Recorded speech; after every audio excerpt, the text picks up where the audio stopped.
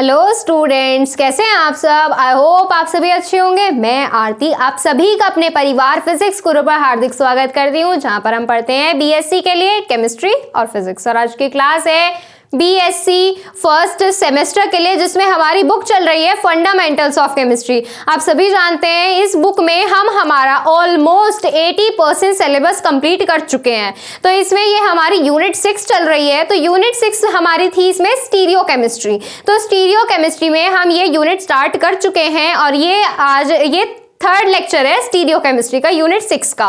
तो इसमें stereo chemistry में मैंने आप सभी को बता दिया था इंट्रो क्लास जब हमने की थी स्टीरियो केमिस्ट्री की। तो इसमें हमने क्या देखते हैं कि आइसोमेरिज्म के बारे में पढ़ना था। आइसोमेरिज्म के 2 पार्ट्स थे इसमें। फर्स्ट पार्ट था कौन सा, इसमें स्ट्रक्चरल आइसोमेरिज्म, सेकंड था इसमें हमारा स्टीरियो आइसोमेरिज्म। तो स्टीरियो आइसोमेरिज्म के अंदर 2 पार्ट्स हैं। कौन से पार्ट्स हैं? 2 पार्ट्स हैं। एक है हमारा ज्योमेट्रिकल आइसोमेरिज्म, दूसरा है हमारा ऑप्टिकल आइसोमेरिज्म। तो इसमें हम बेटा ज्योमेट्रिकल आइसोमेरिज्म के बारे में डिस्कस कर रहे हैं। और ज्योमेट्रिकल आइसोमेरिज्म के बारे में हम इसमें अब तक पढ़ चुके हैं, लिमिटेशंस क्या क्या होती हैं, रीजंस क्या होता है ज्योमेट्रिकल आइसोमेरिज्म का। और आज हम इसमें डिस्कस करने वाले हैं फॉर्म्स ऑफ ज्योमेट्रिकल आइसोमेरिज्म, कि ज्योमेट्रिकल आइसोमेरिज्म को आइडेंटिफाई करने के लिए क्या क्या फॉर्म्स होती हैं, या ज्योमेट्रिकल आइसोमेरिज्म की कौन कौन सी फॉर्म होती है। तो बेसिकली इसमें बेटा हम 2 फॉर्म्स के बारे में डिस्कस करते हैं, सिस और ट्रांसफॉर्म के बारे में। जैसे कि आप सभी को यहाँ पर हेडिंग दिख रही है, सिस एंड ट्रांसफॉर्म के बारे में। और सेकेंड फॉर्म है इसकी बेटा EZ, या क्या बोल सकते हो EZ सिस्टम। कौन सा system? Cis and trans system. Second कौन सा होता है? EZ system. तो इसमें सिस और ट्रांस सिस्टम बहुत ज्यादा इंपॉर्टेंट है। तो इसमें आपको ध्यान से समझना है कि इसमें क्या बताते हैं। सबसे पहले बात करते हैं सिस और ट्रांस क्या होता है। सिस और ट्रांस सिस्टम के बारे में तो बात की बात है। तो देखो सिस और ट्रांस सिस्टम, ये छोटी सी डेफिनेशन लिखी हुई है सिस और ट्रांस के बारे में। देखो, when 2 similar groups are present on double bonded carbon atom, जब 2 एक जैसे ग्रुप्स, एक जैसे समूह क्या डबल बॉन्डेड कार्बन एटम के एक साइड प्रेजेंट हो। अब ये 2 ग्रुप एक साइड कैसे प्रेजेंट हो सकते हैं? आपने ज्योमेट्रिकल आइसोमेरिज्म पढ़ी है, उसमें हमने रीजंस के बारे में डिस्कस किया था। तब इसमें आपको एग्जांपल्स कराए थे, बहुत अच्छे से कराए थे। तो इसमें आप क्या ले सकते हैं एज अ एग्जांपल? ये कार्बन है, ये कार्बन है, ये कैसे जुड़े हुए हैं बेटा? ये हमारे डबल बॉन्ड से जुड़े हुए हैं। अगर यहां पर इस तरीके से दे दिया जाए, किस तरीके से? इस तरीके से दे दिया जाए, तब ये हमारा क्या कहलाएगा? ये हमारा क्या कहलाएगा? ये ज्योमेट्रिकल आइसोमेरिज्म की कंडीशन रिप्रेजेंट करता है या नहीं करता है? ज्योमेट्रिकल आइसोमेरिज्म क्या कहती है? ज्योमेट्रिकल आइसोमेरिज्म ये कहती है कि डबल बॉन्डेड कार्बन एटम की एक साइड पर सिमिलर ग्रुप प्रेजेंट नहीं होने चाहिए। उस कंडीशन को ये आसानी से फॉलो करता है या नहीं? अब देखो आगे बात करते हैं उसकी फॉर्म के बारे में, यानी कि सिस और ट्रांस सिस्टम के बारे में। When 2 similar groups are present on double bonded carbon atom in same direction, अगर डबल बॉन्डेड कार्बन एटम की एक ही डायरेक्शन में, एक ही डायरेक्शन बेटा इस तरीके से डायरेक्शन देखी जाएगी। क्या देखी जाएगी? एक ही डायरेक्शन। उसके लिए क्या देखते हैं? एक ही साइड। लेकिन सिस और ट्रांस के लिए देखेंगे हम डायरेक्शन, यानी कि ये और ये डायरेक्शन एक साइड में प्रेजेंट हो सिमिलर, एक जैसे group, then such isomerism is known as cis isomers. या ऐसे आइसोमर्स को क्या बोला जाता है बेटा? सिस आइसोमर्स बोला जाता है। ये क्या हो जाएगी? Cis form. अब आगे देखो ट्रांस का मतलब क्या है? When 2 similar groups are present on double bonded carbon atom in opposite direction, अगर ये डबल बॉन्ड से जुड़े हुए कार्बन एटम के साथ जो ग्रुप जुड़े हुए हैं, कैसे ग्रुप जुड़े हुए हैं? सिमिलर ग्रुप जो जुड़े हुए हैं, ये कैसी डायरेक्शन में हो? अपोजिट डायरेक्शन में हो, तब ऐसे आइसोमर्स को क्या बोला जाता है? Trans isomers. कैसे जुड़ेंगे ये? कैसे जुड़ेंगे? ये कार्बन है, ये भी कार्बन है, डबल बॉन्ड से जुड़े हुए हैं। ये A, ये B, ये A, ये B, ये हो गया। अब देखो एक जैसे ग्रुप क्या है? अपोजिट डायरेक्शन में है, तो ये कैसा हो गया? ट्रांस। आई होप आप सभी को सिस और ट्रांस के बारे में समझ आ गया होगा। इसमें क्या देखना है हमें?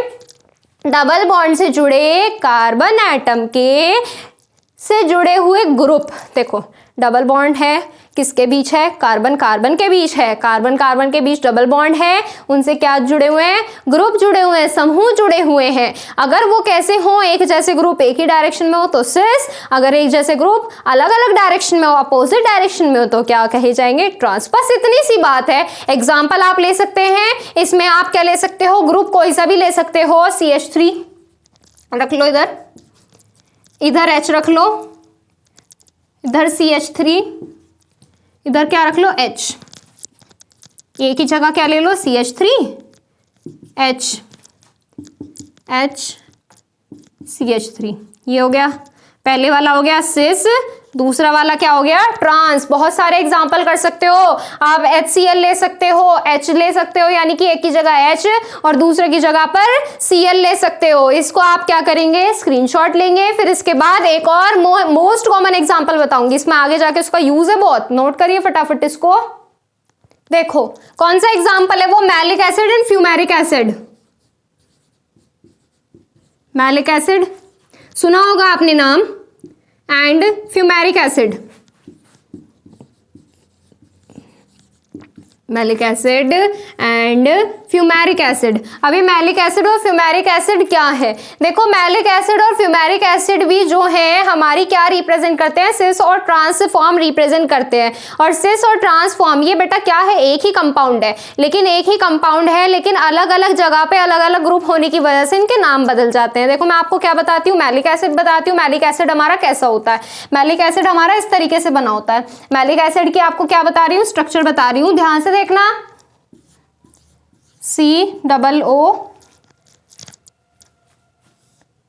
यहाँ पे कार्बन, यहाँ पे H, फिर यहाँ पर क्या है? डबल बॉन्ड, यहाँ पर कार्बन है, यहाँ पर H है, और फिर यहाँ पर क्या है? COOH है। ये होता है हमारा मैलिक एसिड। अब देखो ध्यान से देखना, इसकी बनाएंगे सिस फॉर्म, इसी की बनाएंगे ट्रांस फॉर्म। मैलिक एसिड या फिर आप क्या बोल सकते हो? Fumaric acid. कार्बन है, ये भी कार्बन है, डबल बॉन्ड से जुड़े हुए हैं हमारे ग्रुप। अगर आप COOH को एक ही डायरेक्शन में रखते हो दोनों साइड में, तो यहाँ पर आपका क्या बनेगा? सिस फॉर्म बन जाएगी। ये फॉर्म बेटा कैसी बन गई? सिस फॉर्म बन गई। और अगर आप कोई से ग्रुप को पलट दो तो आपकी क्या बन जाएगी? ट्रांसफॉर्म बन जाएगी। क्या बन जाएगी बेटा? ट्रांसफॉर्म बन जाएगी। ये बन गई हमारी यहाँ से ट्रांसफॉर्म। मैलिक एसिड और फ्यूमेरिक एसिड आते हैं, मोस्ट कॉमन एग्जाम्पल है ये पूछा भी जा चुका है एक दो बार, तो इसको आप नोट कर लीजिए। देखो अब हम आगे क्या करेंगे? इसका सेपरेशन करेंगे। सेपरेशन कैसे कैसे होता है, मतलब सिस फॉर्म कैसी होती है हमारी, ट्रांसफॉर्म कैसी होती है, इनके बारे में हम क्या करेंगे? अब इनके बारे में हम बात करेंगे। हमने ये तो देख लिया कि हमारी सिस फॉर्म इसको बोलते हैं, ट्रांसफॉर्म इसको बोलते हैं। भी कैसे कैसे होती है, किन किन चीजों का इन पर किस किस तरह से इफेक्ट पड़ता है, या ये किस चीज पर किस तरह से इफेक्ट डालती है, इनके बारे में हम क्या करेंगे? डिस्कस करेंगे, यानी कि कुल मिलाकर इनकी प्रॉपर्टीज के बारे में चर्चा करेंगे। तो देखो इसमें जो सिस और ट्रांसफॉर्म होती है की प्रॉपर्टीज के बारे में डिस्कशन हम 2 वेज में करते हैं। कौन कौन से वेज में? एक हम फिजिकल वे में करते हैं और एक हम केमिकल वे में करते हैं। कैसे? देखो फिजिकल मेथड में देखो, फर्स्ट मेथड कौन सा है इसका? फिजिकल मेथड, जिसमें हम क्या लगाते हैं? थोड़ी सी फिजिक्स लगाते हैं। देखो फिजिकल मेथड में भी हम इसका सेपरेशन करते हैं। देखो सबसे पहले हम बात करेंगे किसके बारे में? रिपल्सन फोर्स के बारे में। देखो हम इसमें क्या करेंगे बेटा? हम मेनली इसके बारे में कुछ पॉइंट्स के बारे में डिस्कस करेंगे। रिपल्सन फोर्स, अब आप खुद बताइए कि सिस फॉर्म और ट्रांसफॉर्म में किसमें ज्यादा, सबसे ज्यादा रिपल्सन फोर्स क्या फील होता है? सिस फॉर्म में सबसे ज्यादा रिपल्सन फोर्स होता है या ट्रांसफॉर्म में? हमारा सिस फॉर्म में सबसे ज्यादा रिपल्सन फोर्स ऑब्जर्व किया जाता है। बेटा ऐसा क्यों होता है? क्योंकि इसमें हमारे सिमिलर ग्रुप एक ही डायरेक्शन में प्रेजेंट होते हैं, इस वजह से सिस फॉर्म में सबसे ज्यादा रिपल्सन फोर्स ऑब्जर्व किया जाता है। देखो इसमें देखो बेटा छोटी छोटी चीजें आपकी ये मेनली पूछी जा सकती है, प्रॉपर्टीज में आपके पॉइंट्स बनाकर आपसे पूछे जा सकते हैं, या इसमें एक दो आपसे छोटे छोटे शॉर्ट वेरी शॉर्ट क्वेश्चन आपसे पूछे जा सकते हैं। लेकिन ये भी क्या है, बाकी की चीजों की तरह क्या है, इंपॉर्टेंट है। सिस और ट्रांसफॉर्म, देखो ज्योमेट्रिकल आइसोमेरिज्म जो है या आइसोमेरिज्म वाला ये पूरा चैप्टर ही उठा लीजिए, ये काफी इंपॉर्टेंट है, इसमें से क्वेश्चन लगते ही हैं। देखो अब रिपल्सन फोर्स में बात करें अगर हम, अभी मैंने आपको बताया कि मैग्नीट्यूड जो होता है रिपल्सन फोर्स का वो हमारे सिस आइसोमर्स में ज्यादा ऑब्जर्व किया जाता है ट्रांस आइसोमर्स की कंपैरिजन में। यही हमें क्या करना है, इसमें लिखना है। लिखिए इसमें the magnitude of repulsion force, फटाफट हाथ चलाएंगे। The magnitude of repulsion force, the magnitude of repulsion force, repulsion force, magnitude of repulsion force in cis form, in cis form, cis form is always more than transform, more than transform. Transform की comparison में क्या होता है, हमेशा ज्यादा होता है। Transform की कंपैरिजन में क्या होता है, ज्यादा होता है। रीजन बता सकते हो, बिकॉज इन सिस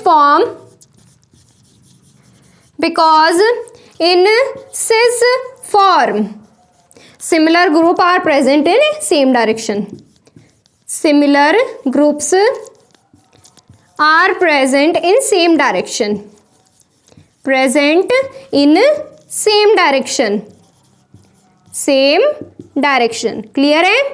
ये हो गया हमारा रीजन, यानी कि फर्स्ट पॉइंट भी हमारा होता है कंप्लीट। सेकंड पॉइंट देखो, पहले इसको नोट करो फिर सेकंड पॉइंट के बारे में बात करेंगे।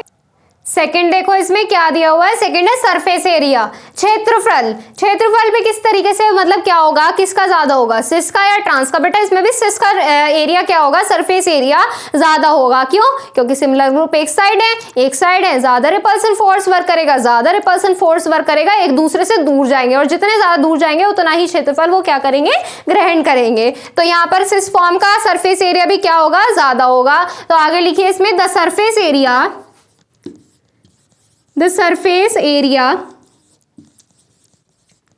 the surface area of cis form is more than transform, more than transform। किससे ज्यादा होगा, ट्रांसफॉर्म से ज्यादा होगा, more than transform। ऐसा क्यों, अभी रीजन बताया आपको, because in cis form similar groups are present in same direction, similar groups are present in same direction, so they will observe more repulsion force, so they will observe more repulsion force, so they will observe more repulsion force, they will observe more repulsion force,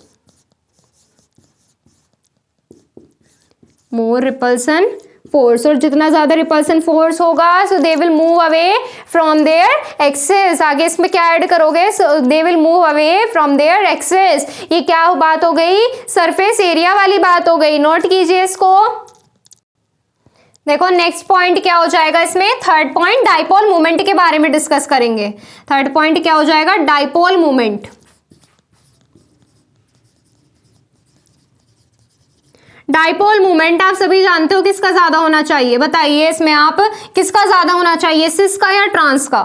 बेटा cis form का dipole moment ज्यादा होना चाहिए। ऐसा क्यों है, ऐसा वजह क्या है इसकी डाइपोल मोमेंट ज्यादा होने की? डाइपोल मोमेंट होता है हमारा द्विध्रुव। डाइपोल क्या होता है, द्विध्रुव।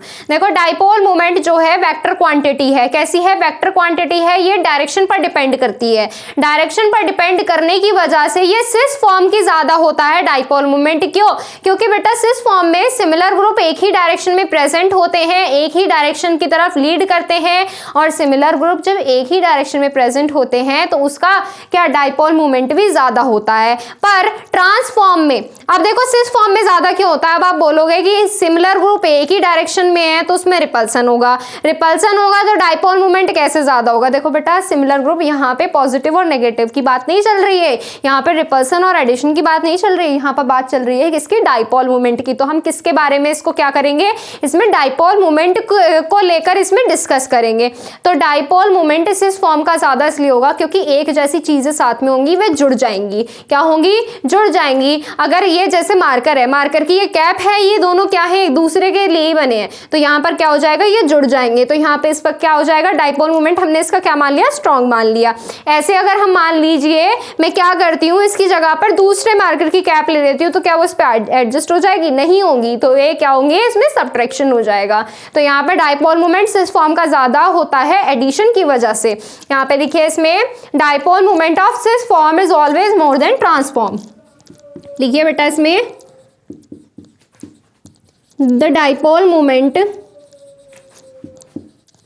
Of cis form is always more than transform, is always more than transform because dipole moment is a vector quantity. Dipole moment is a vector quantity. Dipole moment is a vector quantity. Vector quantity. So it depends on the direction. So it depends on the direction. So it depends on the direction. Direction पर क्या करेगी? Depend करेगी। So the resultant dipole moment of cis form, the dipole moment of cis form, बेटा यहाँ से दिख नहीं रहा है, यहाँ पे सिस फॉर्म इज लिखा हुआ है और यहाँ पर क्या लिखा है? डाइपोल मोमेंट इज लिखा हुआ है। तो आगे देखो इसमें नेक्स्ट लाइन में, सो द डाइपोल मोमेंट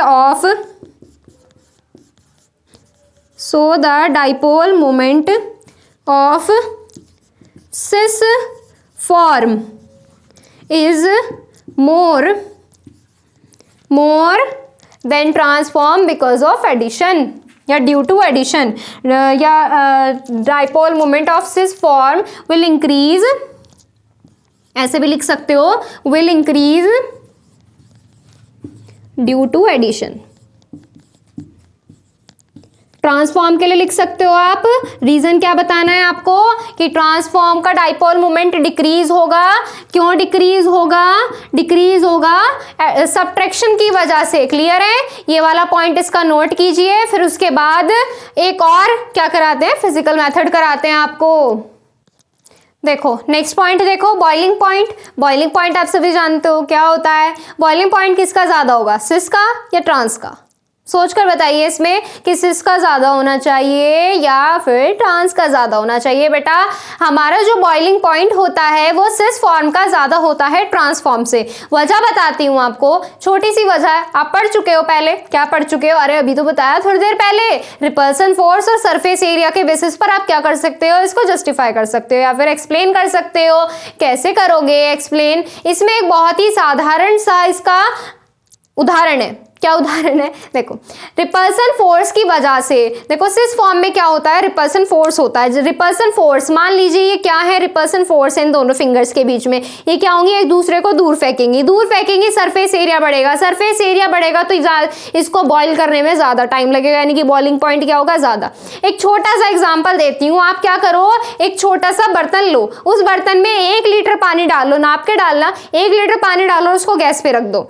वो पानी एक साइड रख दिया, दूसरी गैस पे उसी फ्लेम पे उसी टेम्परेचर पर उसी टाइप के बर्तन में 2 लीटर पानी रखो और उसको उबलने के लिए रखो। अब आप देखना कि कौन सा पानी पहले उबलेगा, 1 लीटर वाला यानी कि कम वाला उबलेगा। तो इसमें क्या होगा? कम वाला पानी जल्दी उबलेगा, जिसमें ज्यादा पानी है वो देर से उबलेगा। यानी कि जिसका सरफेस एरिया ज्यादा, जिसमें ज्यादा पानी, वो कम देर से उबलेगा, ज्यादा देर से उबलेगा, यानी कि उसका बॉइलिंग पॉइंट भी क्या होगा? ज्यादा। उसको बॉईल करने के लिए क्या करना पड़ेगा? ज्यादा टेम्परेचर देना पड़ेगा। तो यहाँ पर क्या समझ आया कि सिस फॉर्म का बॉइलिंग पॉइंट ज्यादा क्यों होता है? आगे आपको समझ। तो यहाँ पर आप क्या कर सकते हो? The boiling point of cis form is more than trans form. The boiling point of cis form is more than is more than transform, more than transform, more than transform, because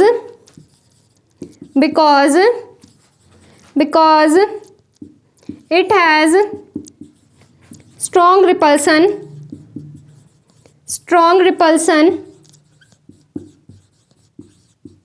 and surface area and increased surface area या ज़्यादा surface area है, and it has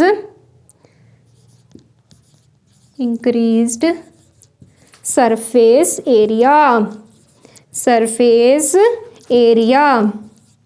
area. So the large amount of energy या a large amount of temperature आप बोल सकते हो, the large amount of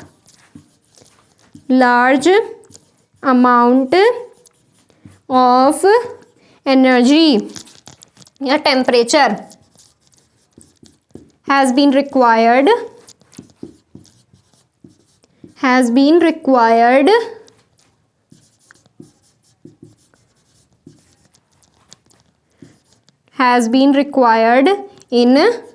in cis form.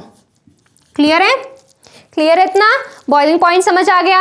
Melting point की अगर बात करें तो आप बताइए मेल्टिंग पॉइंट किसका ज्यादा होना चाहिए? पहले आप क्या करिए बेटा, पहले आप इसका स्क्रीनशॉट ले लीजिए, फिर मेल्टिंग पॉइंट के बारे में बताएंगे।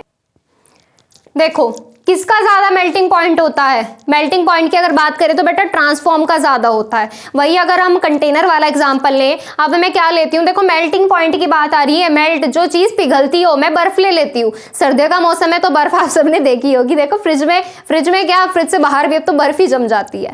देखो मैं क्या करती हूँ, एक इतना बड़ा बर्फ का पीस ले लिया मैंने, ऐसे तो समझ नहीं आएगा, ये मैंने क्या लिया, एक बर्फ का पीस और एक इतना बड़ा बर्फ का पीस लिया और उसको बाहर धूप में रख दिया। कौन सा ज्यादा मेल्ट होगा, कौन सा ज्यादा जल्दी मेल्ट होगा, छोटे वाला या बड़े वाला? देखो कितना बड़ा अंतर है, आप इजीली देख के बता सकते हो। छोटे वाला पीस ज्यादा मेल्ट होगा, यानी कि जिसका सरफेस एरिया कम वो उतना ज्यादा जल्दी मेल्ट होगा, यानी कि उसका उतना ही कम क्या होगा, उतना ही कम मेल्टिंग पॉइंट होगा, उतना ही अच्छा क्या होगा, मेल्टिंग पॉइंट होगा। उसी टेम्परेचर पर क्या हो सकेगा, मेल्ट। अब जिसका ज्यादा सरफेस एरिया है वो देर में मेल्ट होगा। तो यहां से आप क्या ट्रांसफॉर्म सरफेस एरिया के बेसिस पर बता सकते हो या नहीं बता सकते हो? बता सकते हो कि इसमें क्या होगा, ट्रांसफॉर्म वाला क्या चीज, ट्रांसफॉर्म किसके लिए क्या होगी, ट्रांसफॉर्म में सरफेस एरिया इसका कम होता है ना, सरफेस एरिया कम होता है ना ट्रांसफॉर्म के लिए, कि ट्रांसफॉर्म का मेल्टिंग पॉइंट हमारा क्या होता है, ज्यादा होता है। किसकी कंपैरिजन में, सिस फॉर्म की कंपैरिजन में। रीजन क्या बता सकते हो आप, सरफेस एरिया बता सकते हो। क्या बता सकते हो, सरफेस एरिया, आप इसमें रीजन बता सकते हो। लिखिए इसमें, the boiling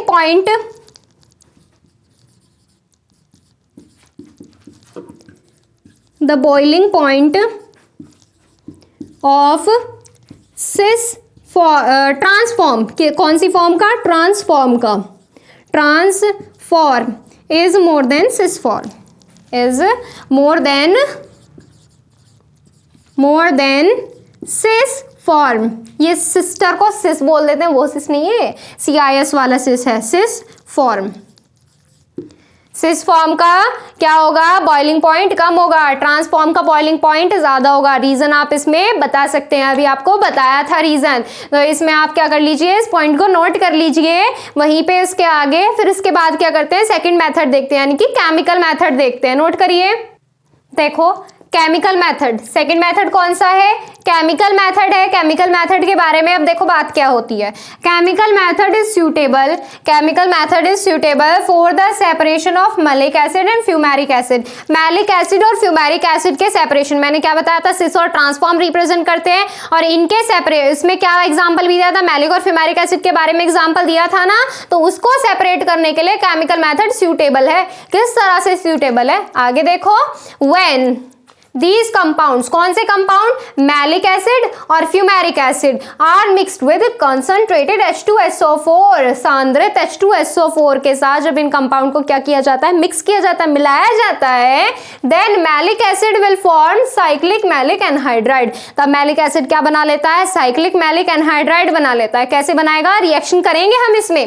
this reaction is not possible in fumaric acid. अब देखो मैलिक एसिड के साथ तो जब हम कंसंट्रेटेड H2SO4 मिला रहे हैं तो वो मैलिक एनहाइड्राइड बना रहा है, लेकिन ये रिएक्शन हमारी फ्यूमेरिक एसिड में पॉसिबल नहीं है। ऐसा क्यों है, कॉपी खोलो जहां पर आपने एग्जांपल लिखा होगा, उसमें फ्यूमेरिक एसिड देखना, उसमें हमारे क्या है, फंक्शनल ग्रुप कैसे अपोजिट डायरेक्शन में दिए हुए हैं ना, तो उसी वजह से ये दोनों आपस में रिएक्ट नहीं कर पाएंगे, because functional groups are opposite to each other, क्योंकि इसके फंक्शनल ग्रुप क्या है, अपोजिट है। अब फंक्शनल ग्रुप अपोजिट होने से ये रिएक्ट ना करने का क्या मतलब है, जब मैलिक एसिड करेंगे ना तब समझ आ जाएगा। मैलिक एसिड की स्ट्रक्चर बनाओ, कैसे बना लो जैसे आपको सूटेबल लगे।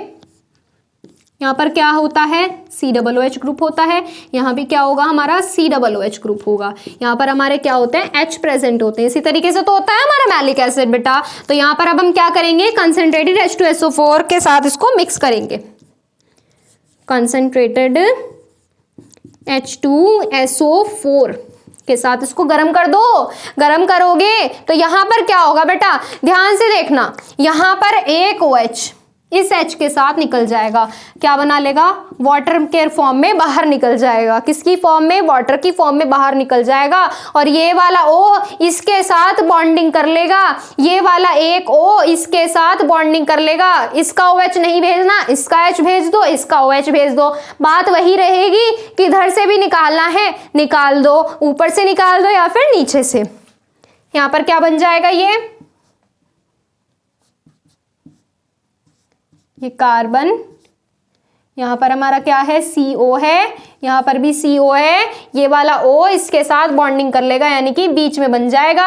बेटा देखो ये साइकिल बन गई ना, मतलब रिंग बन गई ना, ये वो चलाने वाली साइकिल नहीं है, कभी आप इसको चलाने वाली सोच रहे हो। यहाँ पे साइकिल का मतलब होता है चक्रीय, क्या होता है बेटा, चक्रीय होता है। यहाँ पर एक रिंग जैसी संरचना बन गई ना, साइक्लिक स्ट्रक्चर, तो यही हमारा क्या कहा जाता है, साइक्लिक मैलिक एनहाइड्राइड। यहाँ पर ये क्या बन गया, एनहाइड्राइड ग्रुप बन गया यहाँ पर। तो ये समझ आ गया, केमिकल मेथड में इतना ही होता है। अब देखो इसमें आपको लिमिटेशन भी बताती हूँ कि लिमिटेशंस क्या क्या हो सकती हैं।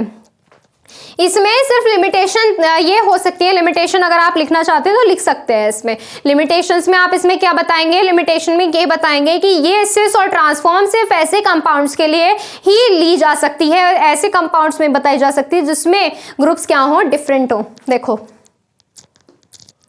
वो जो ज्योमेट्रिकल आइसोमेरिज्म की लिमिटेशन बताई थी ना, वही लिमिटेशन हमारी सिस आइसोमेरिज्म में क्या होती है, वही लिमिटेशन लागू होती है। और अगर इस क्लास में कोई भी डाउट है बेटा, आपको पूछना है इंस्टाग्राम पर, क्लास में या क्लास से रिलेटेड या किसी भी चीज़ से रिलेटेड कोई भी क्वेरी हो, आप इंस्टाग्राम पर करिएगा।